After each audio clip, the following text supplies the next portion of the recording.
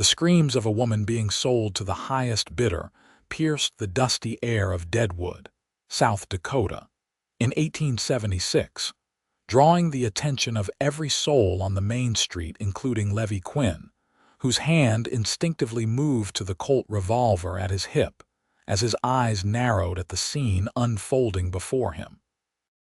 Willa Thompson struggled against the ropes binding her wrists, her honey blonde hair falling in tangled waves around her dirt-streaked face as she stood on a makeshift auction platform outside the Silver Dollar Saloon. 3 men surrounded her, grinning with yellow teeth as they called out to the gathering crowd. "Fine specimen here, gents," shouted the tallest of them, a man with a scar running from his left eye to his chin. "Young, strong, and mighty pretty when she's cleaned up. Starting bid at $50. Laughter erupted from the group of men who had gathered, their eyes hungry as they assessed Willa like she was livestock. She lifted her chin defiantly, though fear clouded her hazel eyes. "I ain't property," she shouted, her voice cracking with emotion. "You have no right." The scarred man backhanded her across the face, sending her stumbling. "Quiet, girl. You're whatever we say you are now." Levi had seen enough. He'd ridden into Deadwood just that morning, looking for work after leaving his ranch in Wyoming following a devastating drought. The West was changing, the railroad was coming. Law was slowly following, but some places remained wild and lawless. Deadwood was one such place, where gold fever still gripped men's hearts and human decency often fell by the wayside. He stepped forward from the boardwalk, his spurs jingling with each deliberate step. At 30 years old, Levi was no stranger to violence, having fought in skirmishes with cattle rustlers, and survived 2 years as a scout during the conflicts with native tribes. The war had ended, but the memories remained, haunting him on quiet nights when the wind whispered through the prairie grass. "Might want to reconsider what you're doing there," Levi called out, his voice calm but carrying an edge that silenced the crowd. The scarred man turned, annoyance flashing across his face. "Mind your business, stranger. This here's a legal sale." "No such thing as a legal sale of a free woman," Levi replied, stopping 20 feet from the platform. The crowd parted around him, sensing trouble. "She's a thief," said one of the other men, a squat fellow with a bushy beard. "Caught her trying to steal our horses. We got rights to compensation." Willa's eyes found Levi's, and something passed between them, a silent plea that struck him deeply. "I was only trying to escape after they took me," she said, loud enough for all to hear. "I was traveling with my father's wagon train when these men raided us 3 days ago. They killed him." Her voice broke on the last words. The scarred man laughed, and his companions joined in. "Quite the storyteller, ain't she? Her pa was a drunk who lost her in a card game before riding off." Levi's hand remained near his pistol. "Let her go, and I won't have to make trouble." "You against the 3 of us." The scarred man grinned, revealing a gold tooth. "Those odds don't favor you, cowboy." "Maybe not," said Levi, "but I only need to be faster than you." His eyes locked with the leader's. "And I am." The tension stretched like a bowstring ready to snap. Willa stood frozen, watching the exchange that would determine her fate. The crowd had backed away further, leaving an open space around the confrontation. $100, called a voice from the back of the crowd. "I'll pay 100 for her," the scarred man smiled. "See, the lady's got value, so unless you're bidding higher, step back." Levi reached slowly into his vest pocket and pulled out a small leather pouch. "I've got 200 in gold dust right here. That enough to buy her freedom?" The 3 men exchanged glances, clearly tempted by the offer. The bearded one nodded slightly. "Show us the dust first," demanded the scarred man. Levi opened the pouch just enough to reveal the glittering contents. "Here it is. Now cut her loose." The scarred man stepped forward, his hand outstretched, but his eyes held a calculating gleam that Levi recognized all too well. As the man reached for the pouch, his other hand moved to the knife at his belt. In one fluid motion, Levi dropped the pouch and drew his Colt, the hammer already cocked as it cleared the holster. The first shot caught the scarred man in the shoulder, spinning him around. The second and third followed in quick succession, finding the other two men before they could fully draw their weapons. The shots echoed down the street as all three men crumpled to the ground. The scarred man clutched his bleeding shoulder, groaning in pain. His companions fared worse, one shot in the arm, the other in the thigh. "Your laughter ends here," Levi said, his voice deadly calm as he kept his gun trained on them. "The lady is coming with me." He moved to the platform and cut Willa's bonds with his knife, keeping one eye on the wounded men. "Can you walk?" she nodded, rubbing her chafed wrists. "Yes." Her voice was barely above a whisper. "Then stay close." Levi retrieved his pouch of gold dust and backed away from the platform, guiding Willa with his free hand at her elbow. The crowd parted silently, no one willing to challenge the man whose shooting skills had just been demonstrated so effectively. As they reached the hitching post where Levi's chestnut gelding stood waiting, the sound of boots on wooden planks made them turn. A man wearing a tarnished deputy's badge approached cautiously. "That was quite a show, mister." Levi holstered his weapon but kept his hand close. "Those men were selling this woman against her will." The deputy looked at Willa, then at the wounded men being helped by onlookers. "That true, miss?" Willa nodded firmly. "They killed my father and took me prisoner 3 days ago. I was traveling with a wagon train headed for Oregon when they attacked." The deputy sighed heavily. "Sounds like trouble I don't need." He eyed Levi. "You planning on staying in Deadwood?" "Not anymore," Levi replied honestly. "Good. Then take the lady and ride out. Those men have friends in town who won't take kindly to what happened here." Levi helped Willa onto his horse before mounting behind her. "Much obliged for the warning." As they rode out of Deadwood, Willa sat stiffly in front of Levi, her body trembling slightly. The road wound through pine-covered hills, and the late afternoon sun cast long shadows across their path. "Thank you," she finally said when they were well clear of town. "I thought," her voice caught and she fell silent. "No need to think on it," Levi replied, his voice gentle. "It's over now." "Where are we going?" she asked, her voice steadier. "There's a small settlement about 20 miles west. We can rest there tonight, figure out what to do next." Willa nodded, then turned slightly to look at him. "I'm Willa Thompson. My father and I were traveling from Illinois to meet my uncle in Oregon. Levi Quinn. I was ranching in Wyoming until drought took most of my cattle last year. You saved my life, Mr. Quinn. Call me Levi." And any decent man would have done the same. She turned forward again, her shoulders relaxing slightly. "There weren't any decent men in Deadwood then, not until you arrived." They rode in silence as the landscape changed around them, the pine forest giving way to rolling hills covered in grass that swayed in the evening breeze. Willa eventually leaned back slightly, exhaustion overtaking her wariness. "Rest if you can," Levi told her. "I'll wake you when we reach Chamberlain's Creek." She didn't respond, but her breathing soon evened out as she drifted into sleep, her body unconsciously settling more firmly against his chest. Levi kept one arm loosely around her waist to ensure she wouldn't fall, his thoughts troubled by what lay ahead. He'd acted on instinct back in Deadwood, unwilling to stand by while a woman was sold like cattle. But now he had the responsibility of her safety, and his own life had just become considerably more complicated. Those men would likely come looking for revenge, and he had no clear destination himself. When they reached Chamberlain's Creek just after sunset, The small cluster of buildings appeared peaceful against the darkening sky. A general store, a smithy, a small church, and a two-story building with a sign proclaiming it the Wayfarers' Inn made up the heart of the settlement. Levi gently shook Willa awake. "We're here."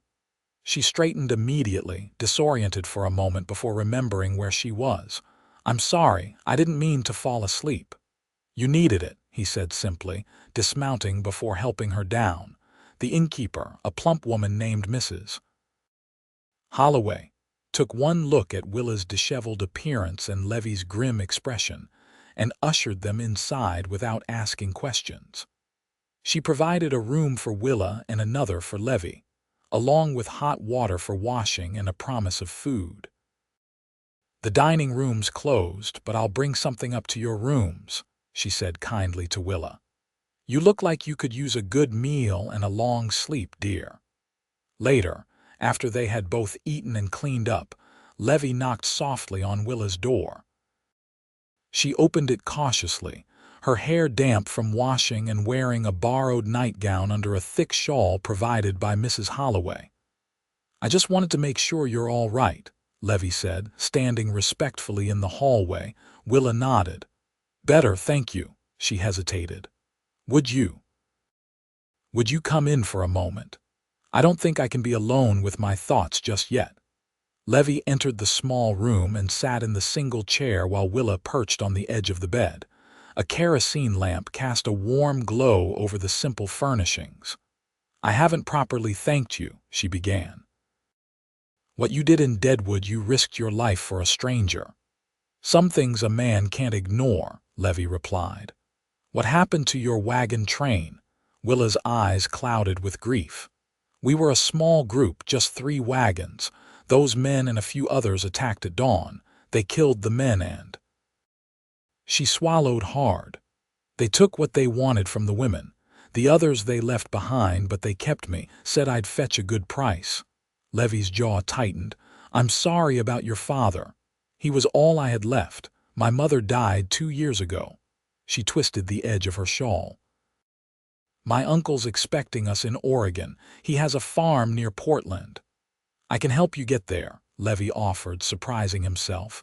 Willa looked up, hope and wariness warring in her expression. "You would do that? Why?" Levi considered the question. "Because it's the right thing to do. And because I've got nowhere pressing to be. I can't pay you. Everything we had was in the wagon. I'm not asking for payment." A tentative smile touched her lips. "Thank you, Levi.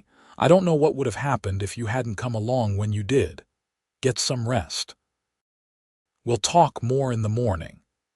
As Levi returned to his own room, he found himself thinking about Willa's smile and the strange twist of fate that had brought them together.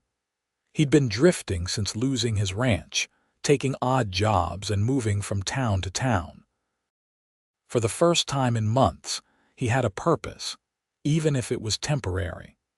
The following morning, Levi was checking his horse in the small stable behind the inn when he noticed 3 riders entering the settlement from the east, the direction of Deadwood. He recognized the scarred man immediately, his arm in a crude sling, flanked by 2 companions who weren't the ones from yesterday.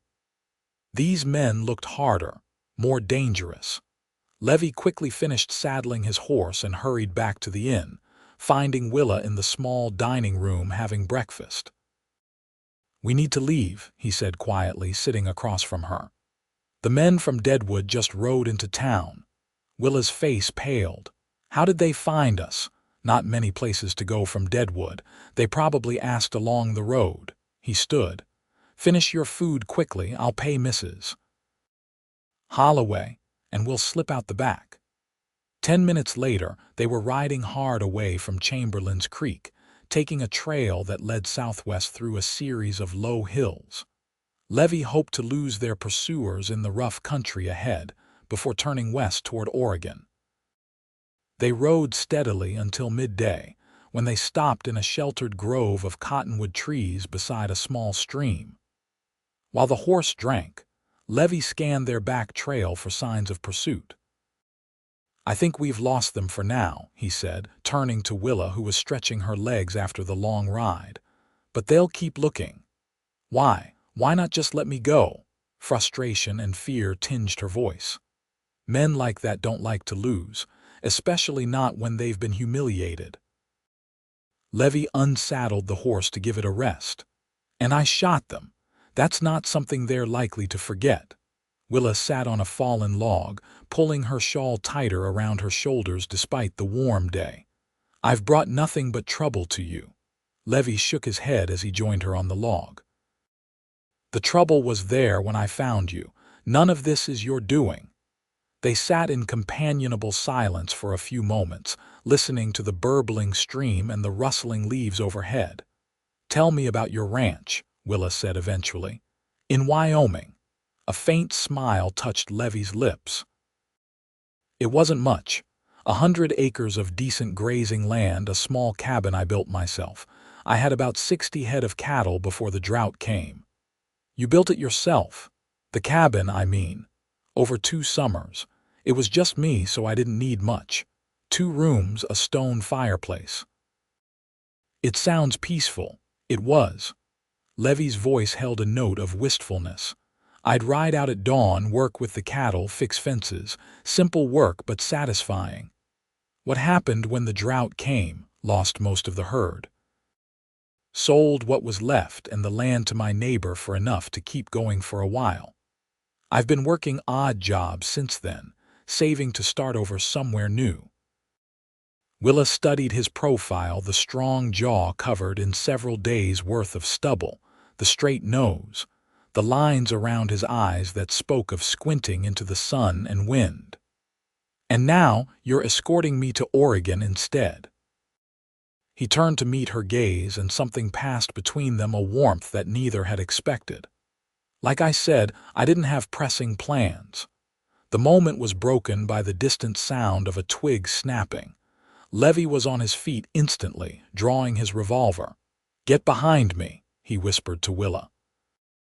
They stood frozen, listening intently.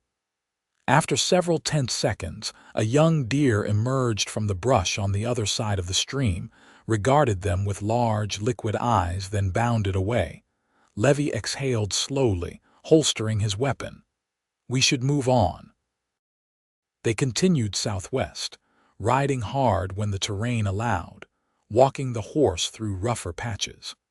By nightfall, they had covered nearly 30 miles and found themselves in a narrow valley between 2 ridges. A small cave in the hillside offered shelter for the night. Levi built a small, smokeless fire deep enough in the cave that it wouldn't be visible from outside. They ate the provisions Mrs. Holloway had packed for them: bread, cheese, and dried beef. "Tomorrow we'll turn west," Levi explained as they sat close to the fire. "There's a town called Sweetwater about 3 days' ride from here. We can resupply there and maybe catch a stage heading toward Boise. From there, it's a straight shot to Oregon." Willa nodded, her eyes reflecting the dancing flames. "You've been so kind, Levi. I don't know how I'll ever repay you." "Seeing you safely to your uncle will be payment enough." She studied him for a long moment. "What will you do afterward?" It was a question he'd been asking himself. "Keep moving, I suppose. Look for work. Maybe save enough to start another ranch someday." "In Oregon." The question came softly, almost hesitantly. Levi met her gaze. "Could be. I hear the land's good there." Something unspoken hung in the air between them, a possibility neither was ready to voice. Willa looked away first, suddenly finding the fire fascinating. "We should get some sleep," Levi said eventually. "I'll take first watch, wake you in a few hours. You don't have to stand guard, you need rest too. Those men won't give up easily. Better safe than sorry." Willa didn't argue further, settling down on her bedroll near the fire. She fell asleep watching Levi's silhouette at the mouth of the cave, his revolver resting on his knee as he scanned the darkened valley below. When he woke her for her watch, the moon was high overhead, bathing the landscape in silver light. Levi showed her how to listen for approaching riders and what signals to use if she spotted anything suspicious. "Just stay quiet and wake me if you hear something," he instructed. "Don't try to handle anything yourself." She nodded solemnly. "I understand." As Levi settled onto his bedroll, Willa sat at the cave entrance, wrapping her shawl tightly around her shoulders against the night chill. The valley stretched before her, peaceful under the moonlight. It was hard to believe that just 2 days ago, she had been standing on that auction platform, certain her life was over. She glanced at Levi's sleeping form and felt a rush of gratitude and something deeper that she wasn't ready to name. He'd saved her without hesitation, risking his life for a woman he didn't know. Such men were rare in this harsh land.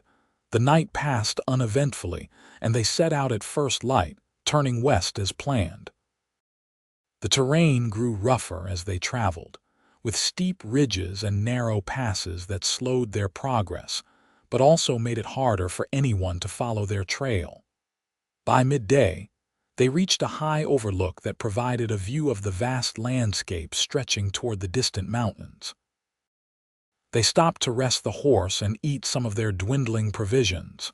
"It's beautiful," Willa said, gazing at the panorama before them. "Even with all that's happened, I can see why people come west." Levi nodded, chewing a piece of jerky. "It gets in your blood. The space, the freedom." "Is that why you came west?" "For freedom, partly. I fought in the war just a boy of 16 when I lied about my age to join up. Afterward, everything back east felt too crowded, too confined. Came west with a cattle drive and never looked back." Willa sat on a sun-warmed rock, pulling her knees to her chest. "I've never known anything but Illinois until now. Our farm was small, but it was home." She sighed. "After Mother died, Father couldn't bear to stay. He heard about land in Oregon, cheap and fertile." "Your uncle has a farm there." "Yes, he went ahead 3 years ago, wrote to tell us he'd found paradise." Her voice grew quiet. "Father was so excited to start fresh." Levi moved to sit beside her on the rock. "I'm sorry about your father, Willa, truly," she nodded, blinking back tears. "Thank you." After a moment, she added, "He would have liked you. He always said you could judge a man by how he treats those who can't repay him." Their eyes met, and Levi felt a tug in his chest that had become increasingly familiar over the past 2 days. Willa Thompson was unlike any woman he'd ever met, strong in the face of tragedy, gentle in her manner, and possessed of a quiet dignity that drew him to her. The moment was shattered by the distant sound of hoofbeats. Levi was on his feet instantly, pulling his spyglass from his saddlebag. He scanned the trail they had traveled and spotted 3 riders moving fast, still far below but clearly following their path. "They found us," he said grimly, collapsing the spyglass. "We need to move. Now." They mounted quickly, Willa behind Levi this time as they needed greater speed than their previous arrangement allowed. The horse sensed their urgency and galloped along the ridgeline before Levi guided it down a steep trail that led into a dense forest of pine and spruce. The thick trees slowed their pursuers, but also limited their own pace. Levi navigated carefully, listening for sounds of pursuit as they worked their way deeper into the forest. By late afternoon, they reached a swift flowing river, its waters swollen with spring runoff. "We need to cross," Levi said, studying the churning waters. "It's the best way to throw them off our trail." Willa eyed the river nervously. "It looks dangerous." "It is. But so are the men behind us." He dismounted and helped her down. "There's a narrower point about a quarter-mile downstream. We'll try there." They led the horse along the riverbank until they reached the spot Levi had mentioned. The river narrowed between 2 rocky outcroppings, but the current remained strong. "I'll go first with the horse," Levi explained. "When we reach the other side, I'll tie a rope for you to hold onto as you cross." Willa nodded, her face pale but determined. "Be careful." Levi mounted and guided his horse into the rushing water. The gelding was strong but struggled against the current, snorting in protest as water reached its chest. Halfway across, the horse lost its footing momentarily, and Levi had to grip tightly with his knees to stay mounted. They made it to the opposite bank, where Levi quickly secured one end of his rope to a tree and threw the other end across to Willa. "Hold tight and move sideways," he called over the roar of the water. "Don't look down, just keep your eyes on me." Willa gripped the rope with both hands and stepped into the river. The cold water took her breath away as it swirled around her legs, quickly rising to her waist. She moved carefully, sliding her feet along the riverbed rather than lifting them, as Levi had instructed. Halfway across, her foot slipped on a smooth stone and she lurched forward with a cry. The rope saved her from being swept away, but she went under for a terrifying moment before regaining her footing. Gasping and sputtering, she continued her crossing with renewed determination. When she finally reached the bank, Levi grabbed her arms and pulled her up onto dry land. She collapsed against him, shivering violently from cold and fear. "You made it," he said, holding her close. "You're safe now." Willa clung to him, her wet clothes plastered to her trembling body. "I thought I was going to drown." "Not while I'm here," Levi promised, and the conviction in his voice made her look up at him. Their faces were inches apart, her hands gripping the front of his shirt, his arms around her waist. For a heartbeat, neither moved. Then Levi slowly lowered his head and pressed his lips to hers in a gentle kiss. Willa's initial surprise melted into warmth as she responded, her cold lips warming against his. When they finally parted, both were breathing heavily, and it had nothing to do with their recent exertions. "I shouldn't have done that," Levi said softly, though he made no move to release her. "I'm glad you did," Willa replied, her cheeks flushing. A distant shout from the opposite riverbank broke the moment. Their pursuers had found the crossing point and were preparing to follow. "We need to move," Levi said urgently, helping Willa onto the horse before mounting behind her. "Hold on tight." They rode hard through the gathering dusk, following game trails through the forest until they emerged onto open grassland. Stars began to appear in the darkening sky as they pushed on, putting as much distance as possible between themselves and the river. It was nearly midnight when they finally stopped in a small hollow sheltered by a stand of aspens. Both were exhausted, and Willa's wet clothes had left her chilled despite the shared warmth of riding together. "You need to get out of those wet things," Levi said practically as he unsaddled the tired horse. "I have a spare shirt in my pack. It's not much, but it's dry." He turned his back to give her privacy while she changed, building a small fire that he kept low to minimize the chances of it being spotted from a distance. When Willa cleared her throat to signal she was decent, he turned to find her wearing his faded blue work shirt, which hung to her knees, with her wet clothes spread nearby to dry.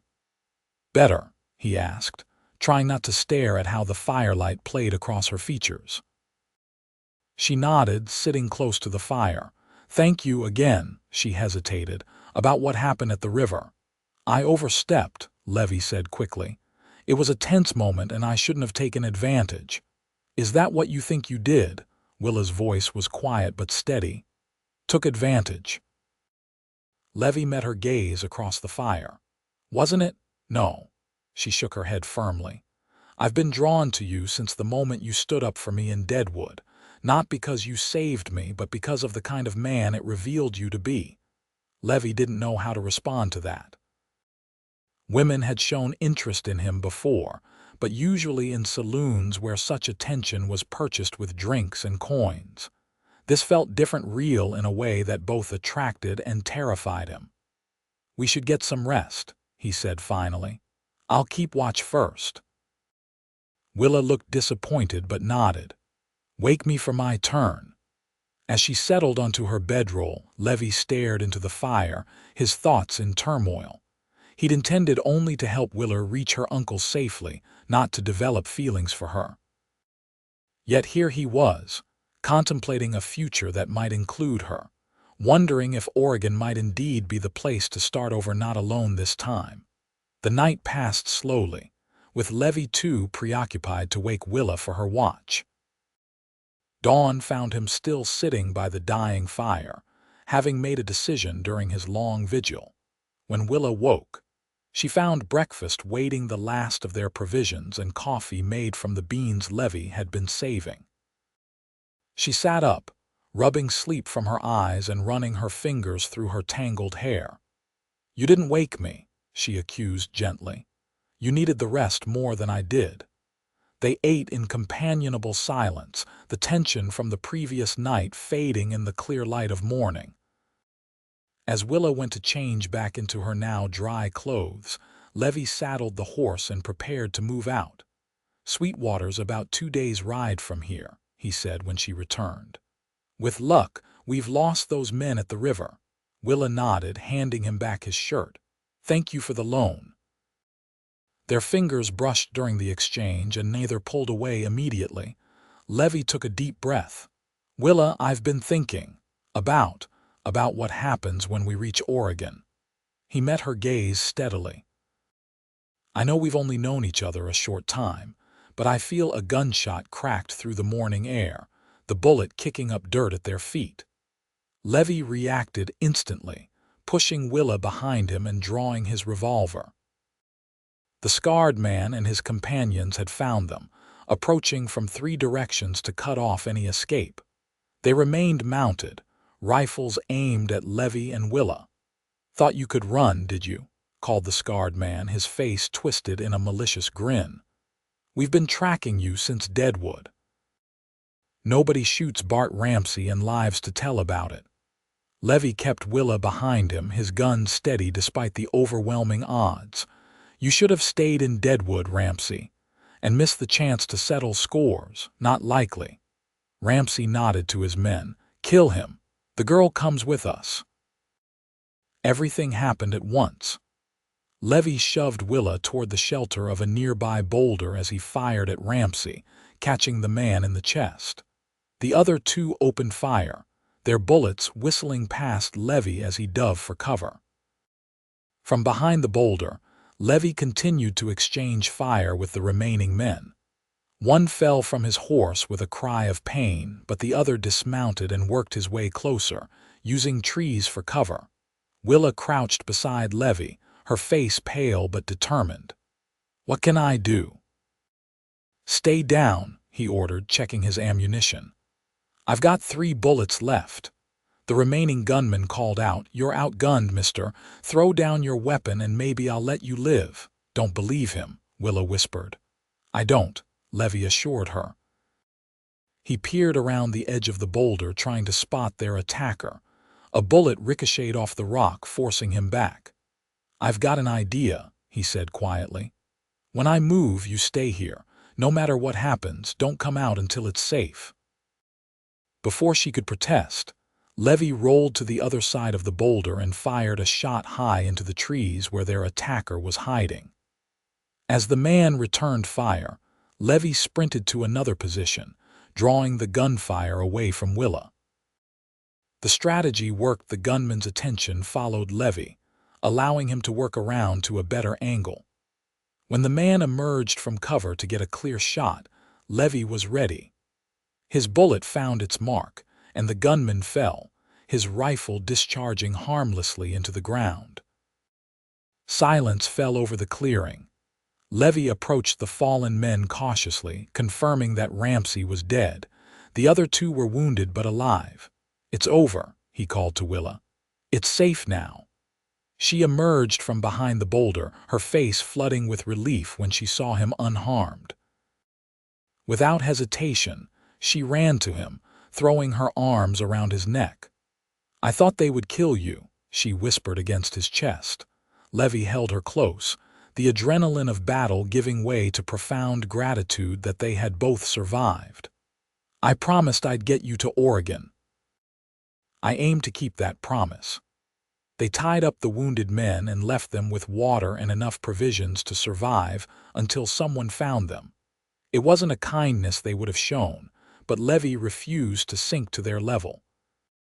As they mounted up to continue their journey, Willa asked, "What were you going to say?" "Before they attacked." Levi adjusted the reins, considering his words carefully. "I was going to say that when we reach Oregon, I'd like to stay, if you'd have me." Willa's smile was like the sunrise breaking over the plains. "I'd have you, Levi Quinn." "Gladly." He leaned down and kissed her, a promise sealed in the golden light of morning. Then they rode west, toward Oregon and the future they would build together.